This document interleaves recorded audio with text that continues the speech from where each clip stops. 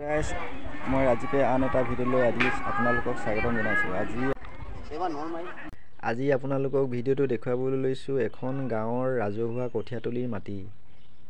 এইডোখৰে হৈছে গাঁওখনৰ ৰাজহুৱা কঠীয়াতলীৰ মাটি। গাঁৱৰ ৰাইজে সকলোৱে মিলা প্ৰীতিয়ে এই মাটিডোখৰতে কঠীয়া পাৰে। এই মাটিডোখৰ কঠীয়াতলী বুলি কয়। চাৰিওকাষে গছ গছনি, চব গছবিলাক, ইমান ধুনীয়া পৰিৱেশ এই গাঁওখনৰ। ৰাইজে আজি ওলাই আহিছে যেন কোনেও যেন মাটিৰ কাৰণে ইয়াত কঠীয়া পাৰিবৰ কাৰণে বাট পৰি নাযায়।